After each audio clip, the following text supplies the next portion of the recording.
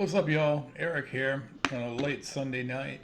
I wasn't sure if I was going to do this, but it was nagging at me. Nagging at me. I guess I meant to say eating at me. Um, Trying to have Sunday as the day that I don't really do anything. But anyway, freshly shaved, freshly trimmed and shaved and everything. So said, yeah, let's go ahead and show the mug. So I haven't seen any videos, too many videos or posts about this, but I haven't been on Blue Sky or Instagram or seen it on Facebook. I'm not on TikTok or X. Um, I might join just so I can get um, first person news and everything based on posts. But anyway, everybody knows over the weekend, well, before the weekend, Thursday and Friday saw the biggest drop in the stock market since right before COVID hit in 2020. I mean, ridiculous. You can't make this up. Can't make this up. And I'm talking about the tariffs. And so the tariffs are here.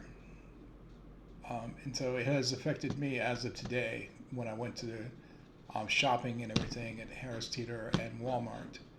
And so um, I bought a shirt for my lunch and learn this coming Wednesday. It's a polo and everything.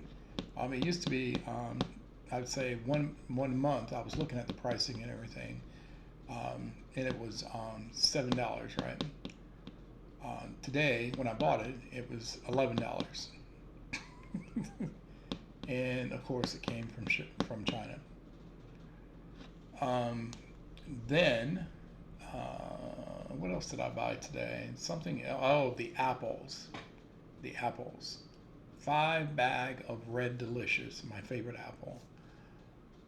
It used to be I could get it from Harris Teeter or Walmart or Target or Aldi's, whatever, anywhere from like $3 to $4 for a 5 pound bag. Today from Walmart, it was $7.94. Yep, yep, yep. So prices are automatically going up. So here's the thing.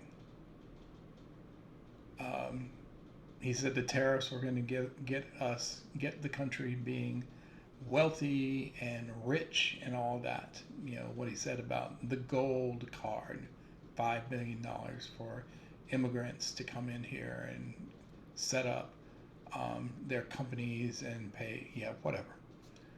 So, and then of course on Saturday was the hands off protests. And then there were multiple videos that African Americans should not participate and stay home, don't even look at that, and all that kind of stuff. Because if we had gone into the streets, there would have been violence, and they would have um, police would walked up to us and all this, that, and the other. So I didn't participate because it was Saturday and we had to do a lot of things at the house and everything. So plus I had a mentorship meeting on Friday night and doing some things for my small business on Saturday as well. But anyway, the crux of it is that during the week, 4 U.S. soldiers in Lithuania um, passed away during their service. Um, Let me see if I can, because I have the article that I'm going to show you, but my computer is running slow because I've had it up for a little bit.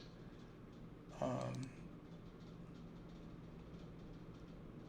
so let me see. Yeah, here they are. So 4 men identified as Troy Knutson Collins, 28, from Battle Creek, Michigan. Jose Duenas Jr., 25, from Joliet, Illinois; Edwin Franco, 25, from Glendale, California; and Dante Tetano, 21, from Dion, Guam. So they died during um, their service in the country of Lithuania. So what this is a dignified transfer. A dignified transfer is a process of moving past soldiers to their back to their country um, for burial. And now I will say this: in the interest of transparency, the president is not required to be there. It's usually the high service servicemen in their branch of military. And so, but I will say this: because of the stock exchanges being dropped, majorly dropped, President Trump decided to go home to Mar-a-Lago and play golf rather than um, process the dignified transfer for the families who lost their sons, their brothers, their nephews. And the tournament that he's in, who is he playing with, and who is his guest? The Saudi Arabians. Mm-hmm. Yes. But that's not all that happened during the week.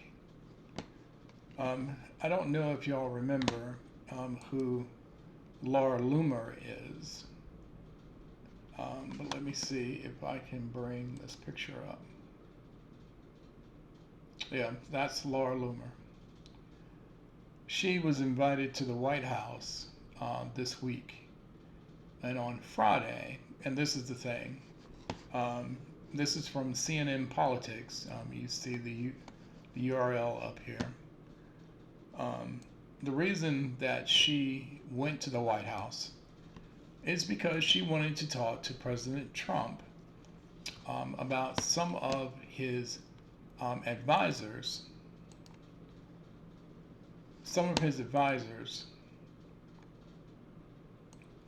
who she said were not loyal enough based on his agenda.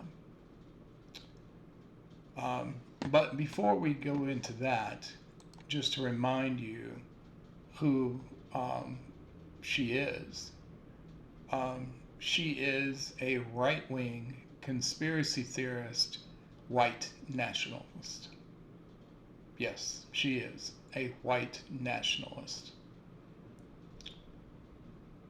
She falsely claimed that school shootings in Parkland, Florida, and Santa Fe, Texas, were staged, and that the perpetrator of the 2017 Las Vegas shootings was affiliated with ISIS. She claimed on Twitter that crisis actors were used in the Santa Fe school shooting. That's who she is. And she went to the White House by invitation to talk about loyalty, and guess what happened? It appears that Loomer's work isn't finished. In the days since her meeting with Trump, Loomer has publicly accused the president's advisors of failing to block Republicans whom she sees as unfaithful to Trump from the top White House and administration jobs in response to what she calls a vetting crisis, Loomer recently announced she was starting an opposition research firm to dig into the backgrounds of executive branch hires on her own. I mean, who is she? But that's a rhetorical question. Just Google Laura Loomer and you'll see actually who she is. Go to YouTube, go to Twitter, and you'll see exactly who she is. And I've already described her. And she said, quote, "I literally have a binder of receipts, and I know who's loyal and I know who's disloyal." I mean, what is this loyalty test? We know that this is an oligarchy government. We know that. And we know what the definition of an oligarchy government looks like. All you got to do is look at Russia, and then you'll see, oh, the United States counterpart is Elon Musk, who has his money in his hands in the government. How? Because he bought the presidency and tried to buy a state Supreme Court election in Wisconsin, and that failed, fortunately. And then before his inauguration, people went to Mar-a-Lago, I guess, to kiss the ring. But this is not the mafia. This is not a dictatorship, but he's acting like a dictator. And then she, who has nothing to do with the government, goes to the White House and say, hey, this person is not loyal to you. And then, of course, guess what happened?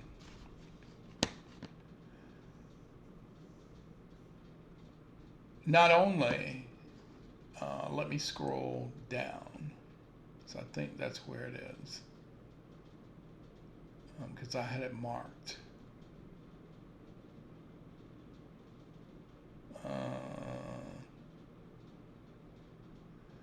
So on Thursday, the first day that the stock dropped dramatically, Trump acknowledged meeting with Loomer, but then tried to downplay her role in the dismissal of National Security Council staff.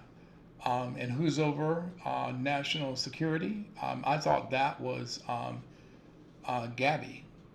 I thought that was Gabby, since she's the director of national intelligence. I thought she would be the person to fire people. But no, it was done by Laura Loomer. Hours later, CNN reported that Trump had dismissed two more individuals flagged by Loomer, including the NSA Director, General Timothy Haw, a Senate-confirmed official who also leads the U.S. Cyber Command. But sources familiar with Loomer's Oval Office visit on Wednesday told CNN the meeting was a one-off, and they insisted her access to the president remained in check. Unfortunately, it was not in check, because if I scroll back up, and I must have missed it, it says that she flagged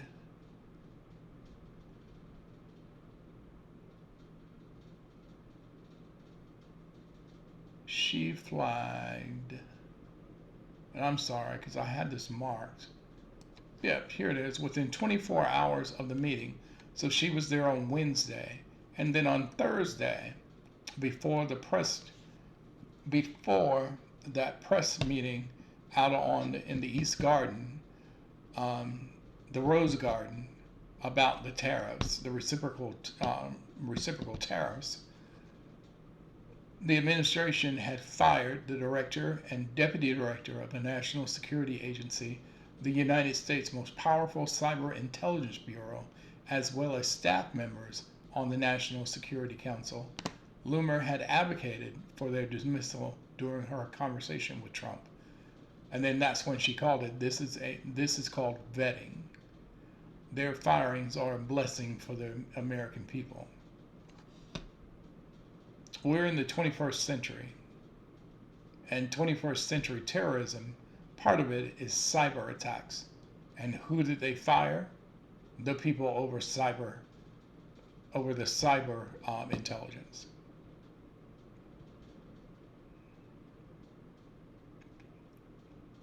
Fortunately, the fortunate thing for the American people is that back in 2020, when she tried to run for the 21st district in Florida, she lost. That was a blessing. That was a blessing.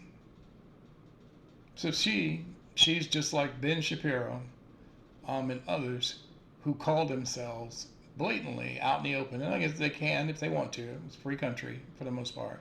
They can call themselves whatever they want to, but they are not going to get it twisted. They are white nationals. Saying that Trump is a Christian and that they're Christians and all this. No, they're not. They're Christian nationalists.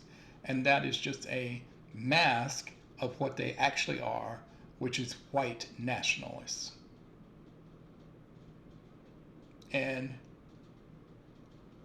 the internet has the receipts.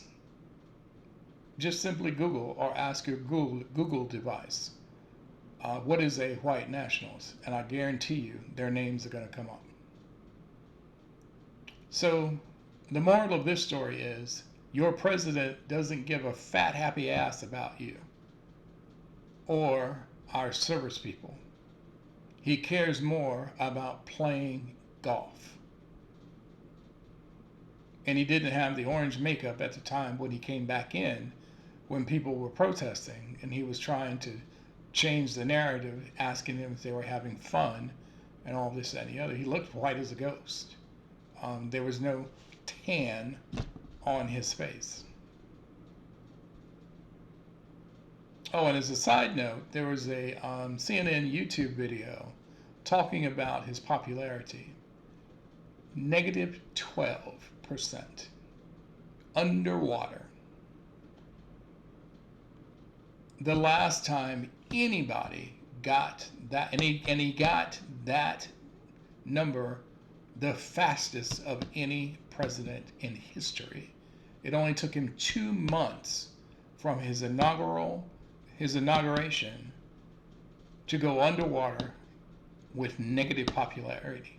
There's only one other person who's more negatively popular than he is, and that's his vice president, J.D. Vance. The last president that was underwater at the beginning of his term was Jimmy Carter back in the 1970s, where his negative percentage was 11%. But as Harry said, 11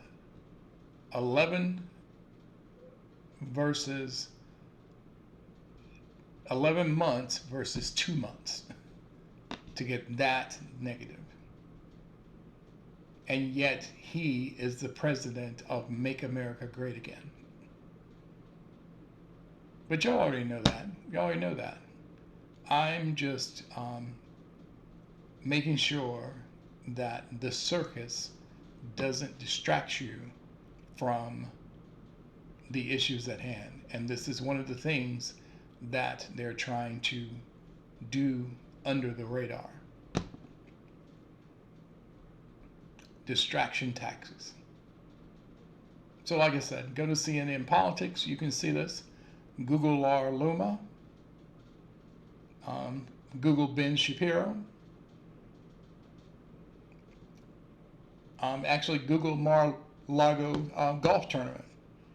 That's what he was doing while these soldiers' bodies were sent back to the United States by Lithuania. And J.D. Vance wasn't even there either. And yet they're supposed to be the administration that cares about veterans and our servicemen and women. Again, I will say it again as I wrap up this video.